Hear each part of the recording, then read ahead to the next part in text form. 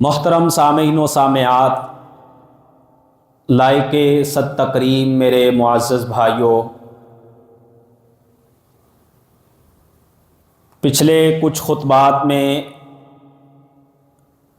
میری گفتگو کا سلسلہ اس بات سے جڑا ہوا تھا، احوال قیامت کے ضمن میں رب تعالی قیامت والے دن جن لوگوں کو اپنے عرش کا سایہ نصیب فرمائیں گے، ان میں سے 5 طرح کے لوگوں کا ذکر میں آپ کے سامنے کر چکا ہوں پچھلے خطبات میں۔ امام عادل اور وہ نوجوان جس نے اپنی جوانی اللہ کی عبادت میں کھپا دی، اور وہ شخص جس کو برائی کی دعوت ملے اور وہ اللہ کے خوف کی وجہ سے کہہ دے اخاف اللہ، اور وہ 2 آدمی جو بغیر کسی مفاد کے صرف اللہ کی رضا کے لیے آپس میں محبت کرنے والے ہوں، اور ایسا انسان جو اپنے دائیں ہاتھ کے ساتھ صدقہ کرے اور بائیں کو معلوم بھی نہ پڑے۔ رسول اللہ صلی اللہ علیہ وسلم فرماتے ہیں، رجل قلبہ معلق بالمساجد، ایسا انسان جس کا دل مسجدوں کے ساتھ اٹکا رہتا ہے۔ اور امام ابن حجر عسقلانی رحمۃ اللہ علیہ اس کی شرح میں لکھتے ہیں کہ اس کا مطلب یہ ہے کہ اذا خرج منہ حتی یعود الیہ، کہ جب یہ مسجد سے نکل کے جاتا ہے، جب تک یہ دوبارہ مسجد میں واپس نہیں پلٹتا یہ بے چین رہتا ہے۔ جس طرح مچھلی جب تک پانی سے باہر رہے وہ تڑپتی رہتی ہے، یہ مومن کی کیفیت ہوتی ہے کہ جب یہ اللہ کے گھر سے نکل کے باہر جاتا ہے، یہ فجر پڑھ کے گیا، اس کو ظہر کی فکر رہتی ہے کہیں وہ ضائع نہ ہو جائے، یہ ظہر پڑھ کے جاتا ہے، اس کو عصر کی فکر لاحق ہو جاتی ہے کہ اس کو میں نے جماعت کے ساتھ پانا ہے، یہ عصر پڑھ کے جاتا ہے، یہ مغرب کے بارے پلاننگ شروع کر دیتا ہے، میں نے مغرب ضائع نہیں ہونے دینی، اور مغرب پڑھ کے جاتا ہے تو عشاء کی فکر لاحق رہتی ہے، عشاء پڑھ کے جاتا ہے تو فجر کی فکر لاحق رہتی ہے۔ نبی اکرم صلی اللہ علیہ وسلم فرماتے ہیں کہ ایسا انسان کل قیامت کے دن جس دن کوئی سائبہ نہیں ہوگا، اللہ رب العالمین اس کی مسجدوں سے محبت کی وجہ سے اس کو اپنے عرش کا سایہ عطا فرمائیں گے۔ آج میں اور آپ ہر کوئی ذرا اپنے اپنے دل سے پوچھ کے دیکھے کہ جب اذان کی آواز میرے کانوں میں پڑتی ہے تو میرے دل کا کیا ری ایکشن ہوتا ہے؟ میں اگر تو دل سے خوش ہوتا ہوں کہ مجھے اللہ کے گھر سے آواز آئی اور اس کے اوپر لبیک کہتے ہوئے میں پہنچ جاتا ہوں تو الحمدللہ، اور اگر میری کیفیت کچھ اور ہے تو بھائیوں سوچنے کی اور فکر کی بات ہے۔ نبی اکرم صلی اللہ علیہ وسلم حضرت بلال کو حکم دیا کرتے کہ اے بلال کھڑے ہو جاؤ اور اذان کہو، ارحنا بہا، اے بلال جب ہم تمہاری اذان سنتے ہیں اور ہمیں معلوم پڑتا ہے کہ اب اللہ کے گھر میں حاضری کا وقت ہو گیا ہے، اس سے ہمیں راحت پہنچتی ہے، اس سے ہمیں سکون ملتا ہے۔ آج ہم دنیا میں مارے مارے پھرتے ہیں ٹینشنوں کے، انزائٹیوں کے، ڈپریشن کے، اور لوگ جا کے سیشن لے رہے ہوتے ہیں کہ میں کسی طریقے سے انزائٹی سے باہر آ جاؤں، رب تعالیٰ نے جو مجھے اور آپ کو فری میں ایک حل بتایا ہے، ہم اس کو لینے کے لیے تیار نہیں ہیں۔ گوگل کر کے دیکھ لیں، آج دنیا میں سب سے زیادہ جو میڈیسن سیل ہو رہی ہے دنیا میں، وہ ڈپریشن کی ہے۔ اور نبی اکرم صلی اللہ علیہ وسلم فرماتے ہیں کہ بلال تم اذان کہو ارحنا بہا، اور قرآن ہمیں کیا بتاتا ہے؟ الا بذکر اللہ تطمئن القلوب۔ یہ بہت بڑا سیشن تو ہمارے گھروں میں بند پڑا ہوا ہے، جس کو ہم لیتے نہیں۔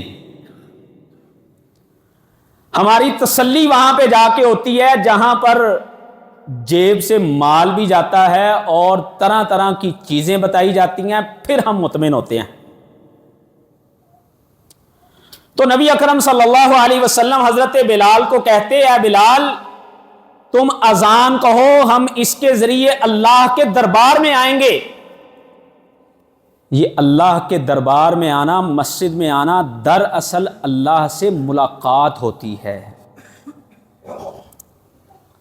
اور اگر کسی انسان کو یہ نصیب نہیں ہو رہی تو اسے اس بارے میں فکر کرنی چاہیے۔ آج میں اور آپ اپنے گھر کی دہلیز پہ، اپنے آفس کے گیٹ پہ اس شخص کو نہیں آنے دیتے جس کو ہم پسند نہ کرتے ہوں۔ چاہے جائے کہ اس کو گھر کے اندر پروٹوکول سے بٹھانا تو دور کی بات ہے۔ اور اگر رب تعالیٰ مجھے یہ توفیق نہیں دے رہے تو اس کا مطلب یہ ہے رب تعالیٰ سے میرے کوئی ناراضگی کے معاملات چل رہے ہیں۔ فکر کریں ہم اس پہ کہ میں رب تعالیٰ کے گھر میں کتنی دفعہ پہنچتا ہوں اس رحمت کو سمیٹنے کے لیے۔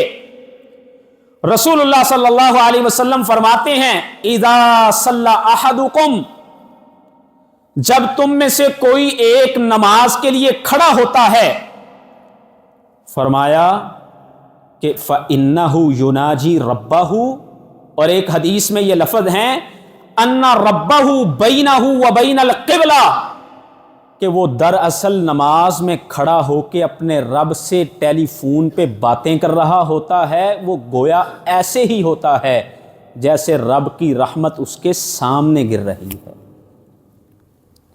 اسی لیے رسول اللہ صلی اللہ علیہ وسلم نے فرمایا کہ نماز کی حالت میں اگر کسی انسان کو حاجت آ جائے کہ اس نے تھوک بلگم پھینکنی ہو تو وہ اپنے سامنے نہ پھینکے۔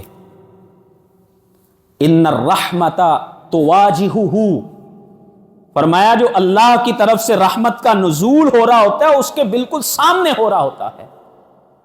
اس لیے فرمایا بائیں پاؤں کے نیچے پھینک کے اس کو مسل دیا کرو۔ آج کے دور میں کسی رومال میں اس کو ہم لپیٹ کے اپنی جیب میں ڈال سکتے ہیں۔ تو بھائیو، اللہ کی رحمتیں یہ سمیٹنی، نبی اکرم صلی اللہ علیہ وسلم کی مسجدوں سے کتنی محبت ہوا کرتی تھی۔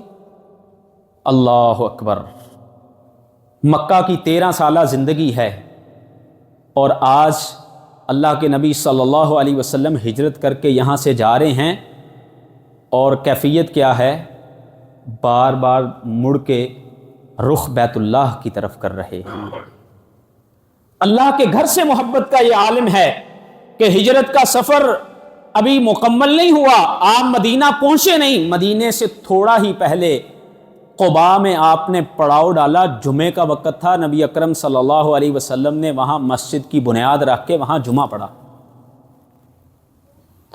اور جیسے ہی مدینہ منورہ میں پہنچے، یثرب میں، تو مدینے میں آ کے سب سے پہلا کام کیا کیا؟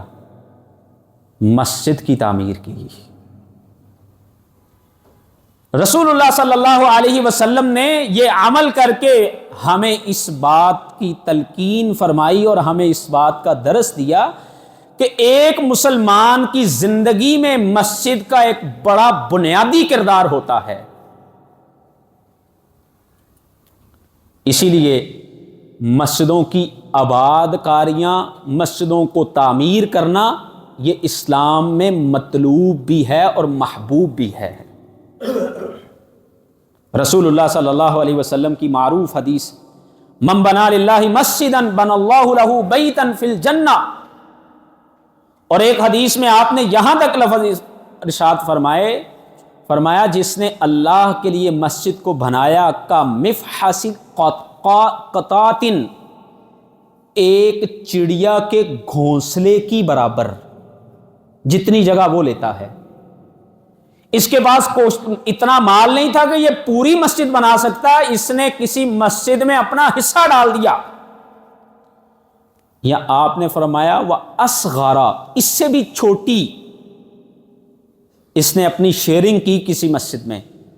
تو رسول اللہ صلی اللہ علیہ وسلم فرماتے ہیں اللہ اس کے لیے اس کے عوض اللہ کی جنتوں میں اس کا گھر بناتے ہیں.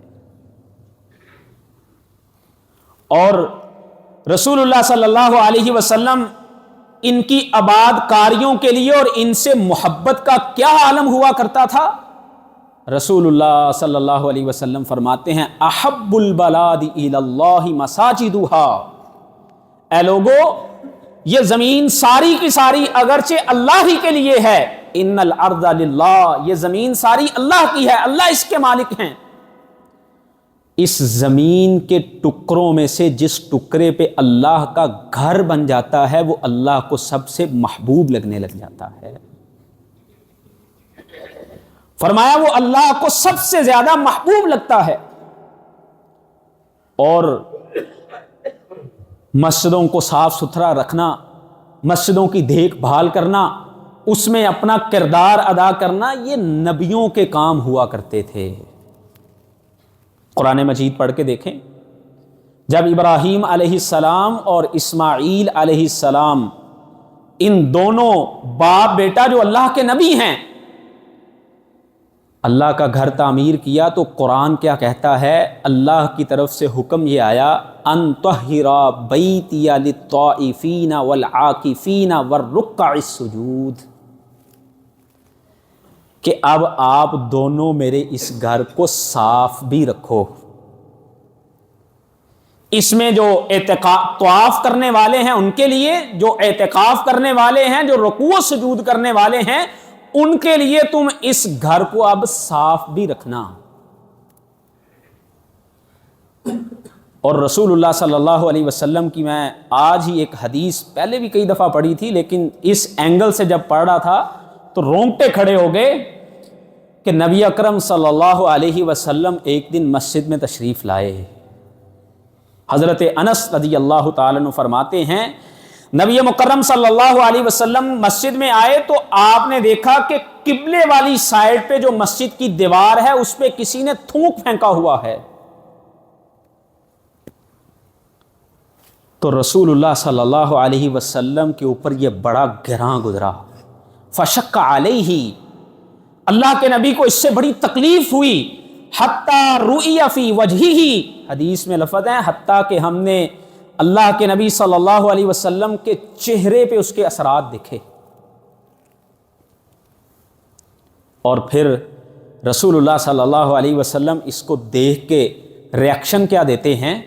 اپنے کسی شاگرد کو، صحابی کو نہیں بلایا، بلکہ آپ خود آگے بڑھے، ہاتھ میں ایک لکڑی کو لیا اور اس کے ذریعے خود اس کو کھریچ کر کے، مٹی کی دیواریں تھی اس سے صاف کر کے اللہ کے نبی صلی اللہ علیہ وسلم اس کو خود صاف کرتے. ہم سیرت النبی پڑھتے ہیں بڑے اینگلوں سے، کبھی اس اینگل سے بھی پڑھیں کہ اللہ کے نبی صلی اللہ علیہ وسلم مسجد نبوی کے خادم بھی تھے. آپ اس کا پورا پورا خیال رکھا کرتے تھے.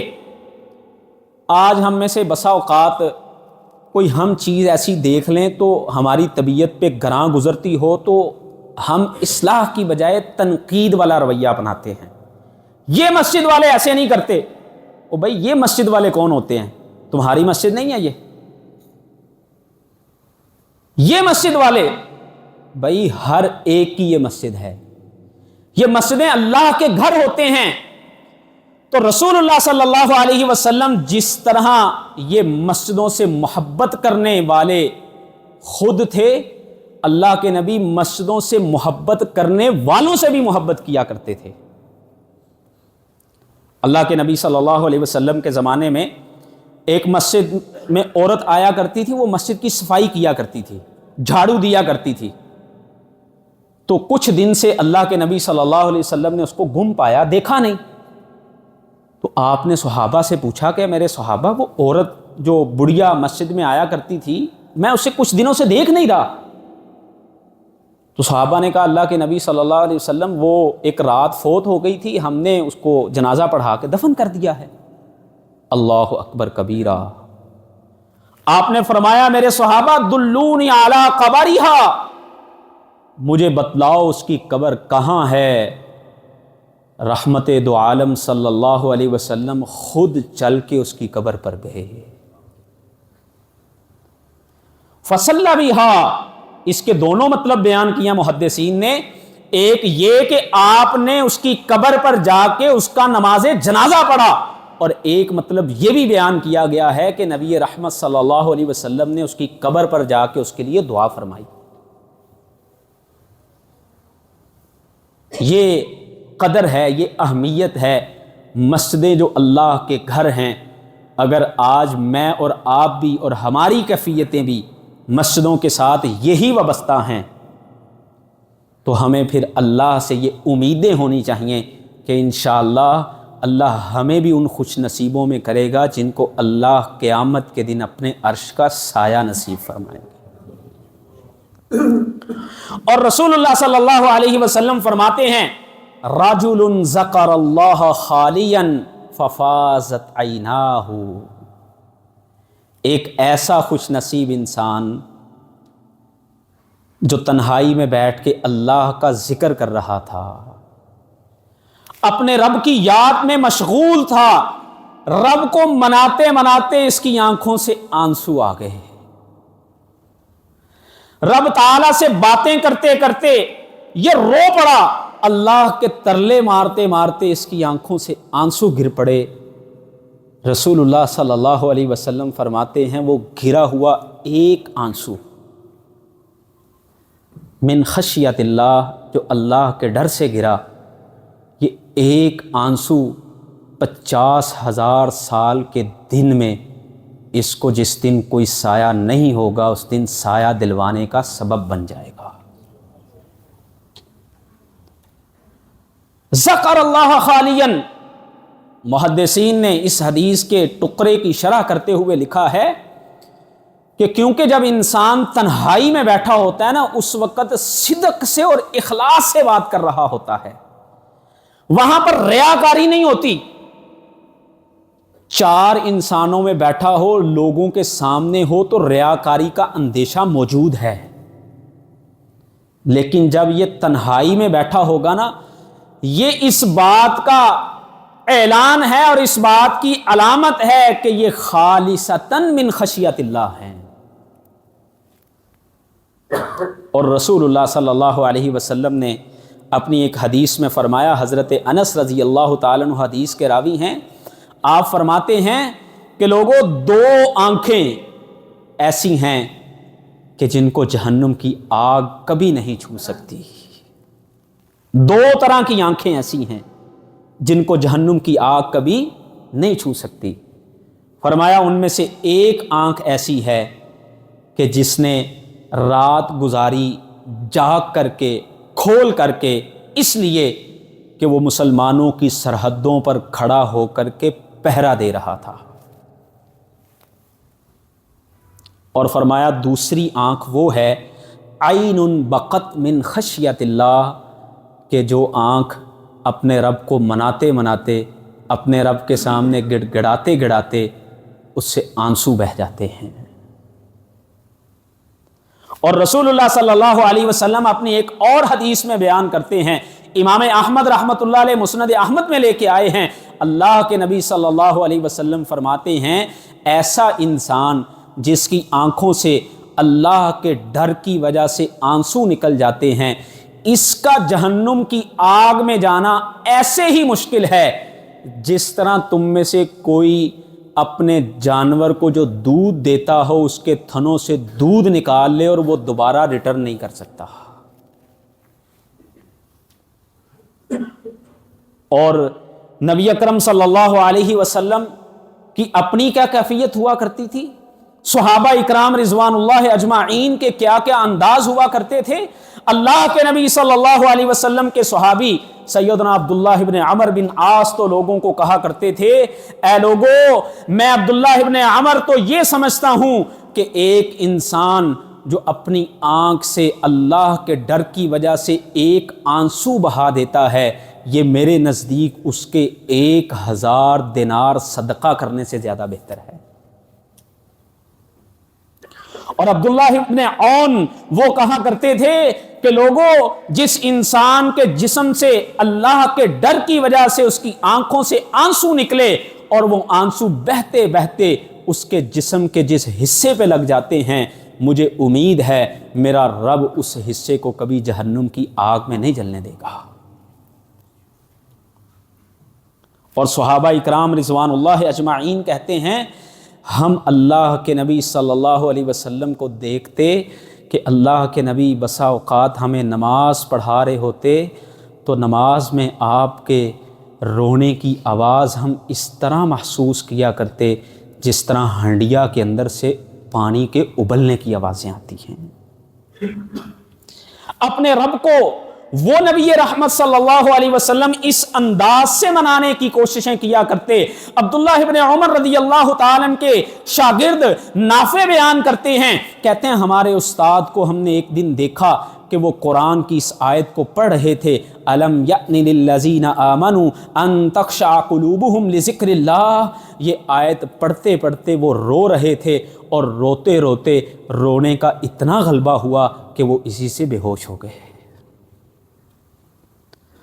रब ताला कुरान में भी फरमाते हैं ना कि ईमान वाले वो हैं, इज़ा तुलियत अलैहिम आयातुहु, जब उनके ऊपर अल्लाह की आयतें पढ़ी जाती हैं, वजिलत कुलूबुहुम, उनके दिल डर जाते हैं, उनके दिल पसीज जाते हैं, वो अल्लाह के सामने सरेंडर कर देते हैं, वो अल्लाह की बड़ी बड़ी निशानियों को देख के अपनी बेबसी का इजहार करते हुए अल्लाह के सामने अपने आप को गिरा देते हैं। और मेरी और आपकी माँ सैयदा आयशा रदी अल्लाह ताला अन्हा बयान करती हैं, फरमाती हैं कि मैंने देखा एक रात अल्लाह के नबी सल्लल्लाहु अलैहि वसल्लम सारी रात मुसल्ले पे खड़े थे और सूरा अल माइदा की ये आयत अल्लाह के सामने बार बार पढ़ रहे थे, इन तुअज़्ज़िबहुम फ़इन्नहुम इबादुक व इन तग़फ़िर लहुम फ़इन्नका अंतल अज़ीज़ुल हकीम। ऐ अल्लाह, ये मेरी उम्मत, ये सारे तेरे ही बंदे हैं। अल्लाह, अगर तू बख्शना चाहे तुझे कोई पूछने वाला नहीं है, और अल्लाह अगर तू पकड़ भी कर ले तो तुझे फिर भी कोई पूछ नहीं सकता। सारी रात अल्लाह के नबी ने इसी कैफियत में गुजार दी। आओ मेरी माएँ, बहनें और बेटियां भी सुन रही हैं, और मेरे भाइयों आप सारे भी बैठे सुन रहे हैं। ज़रा हम अपनी पिछली ज़िंदगी पे नज़र तो दौड़ा के देखें, कितनी टाइम हो गया, कब हम लास्ट टाइम अल्लाह के सामने बैठ के गिड़गिड़ा के रोए थे। हमारी जिंदगी में कितने दिन बीत गए जिस दिन हमने अपने आप को बिठाया था और हम बैठ के रोए थे रब ताला के सामने। आज हम रोते हैं लोगों के सामने। आज हमारे रोने धोने होते हैं लोगों के सामने, और वही लोग फिर होते हैं जो हमारे उन रोने धोनों के मजाक बनाते हैं। हम नहीं रोते तो उस रब के सामने नहीं रोते जो रब इतना कदरदान है कि ये आंख से निकला हुआ सिर्फ एक आंसू पिछली सारी जिंदगी की किताब को साफ कर देता है। तो आओ मेरे भाइयों, हम अपनी आदत बनाएं। रसूलुल्लाह सल्लल्लाहु अलैहि वसल्लम फरमाते हैं, रजुलुन ज़करल्लाह खालियन, वो बैठ गया तन्हाई में अल्लाह का जिक्र करने के लिए।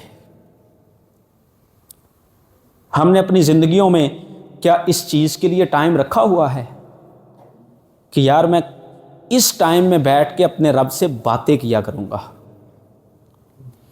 आज हमारी तन्हाइयों का बहुत बड़ा चोर ये हमारी डिवाइसें हैं। हम तन्हाइयों में बैठ के भी तन्हाइयों में नहीं होते, हमारी तन्हाइयां भी आज तन्हाइयां नहीं रह गईं। कभी हम देखें अपनी जिंदगियों पर गौर करके हम किस सिमत चल पड़े हैं।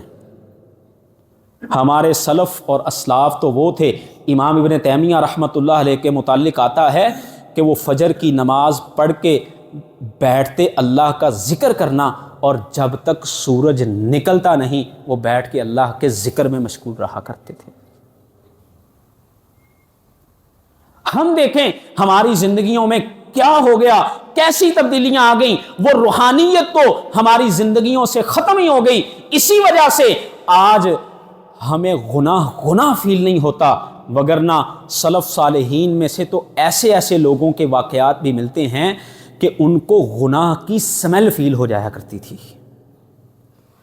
اگر ان کی مجلس میں کوئی آدمی جنبی حالت میں آ جاتا تھا تو وہ اس کی اسمیل سے اور ان کی روحانیت کی وجہ سے ان کو معلوم پڑ جایا کرتا تھا ان کے رب تعالی سے اتنے گہرے تعلق تھے۔ تو آئیے آج اگر ہم بھی چاہتے ہیں ہم اپنی روحانیتوں کو واپس لوٹائیں، ہم اپنے رب کے ساتھ اپنے تعلقوں کو مضبوط کریں، ہم اپنے رب کے سامنے گڑ گڑانے والے بنیں، ہم اپنے آپ کو اپنے رب کے ساتھ جوڑنے والے بنیں، تو میرے بھائیوں صلحاء کی مجلسوں میں بیٹھا کرو، اپنی تربیت کے لیے فکر کیا کرو۔ آج ہم ساری دنیا کو ٹائم دیتے ہیں، بیچارہ ایک ہمارا اپنا وجود ہے 5-6 فٹ کا جس کو ٹائم نہیں دیتے۔ اولاد کے لیے بھی بڑی دوڑ لگاتے ہیں، اپنے بزنس کو سٹیبل کرنے کے لیے بڑی دوڑیں لگاتے ہیں، سارا کچھ کرتے ہیں، اپنی ڈیولپمنٹ کے لیے ہم کیا کرتے ہیں؟ فکر کرنے کی بات ہے۔ صلحاء کی مجلسوں میں بیٹھا کرو اور رب تعالیٰ کی جو نشانیاں اور رب تعالیٰ کے جو انعام ہیں ان کے اوپر غور کیا کرو، اس سے اللہ کا تعارف حاصل ہوگا، اور جب رب کی معرفت حاصل ہوتی ہے نا پھر انسان ایک ایک چیز کو دیکھ کر کے اللہ سے ڈرتا ہے، اور جب رب تعالیٰ کی معرفت نہیں ہوتی نا تو پھر انسان کے سامنے بڑی بڑی نشانیاں بھی آ جائیں تو اس کو معمولی گردانتا ہے۔ تو علماء نے اس کے اوپر باقاعدگی سے لکھا ہے کہ بیٹھ کر کے پوری کنسنٹریٹ کے ساتھ اللہ رب العالمین کا ذکر کیا کرو، اس سے دلوں کی سختیاں دور ہوتی ہیں۔ یہ جو سخاوت قلب ہے، دلوں کے اندر سختیوں کا آ جانا ہے، یہ اللہ کا ذکر کرنے سے، تنہائیوں میں بیٹھ کر کے رب سے باتیں کرنے سے یہ دلوں کی سختیاں دور ہوتی ہیں۔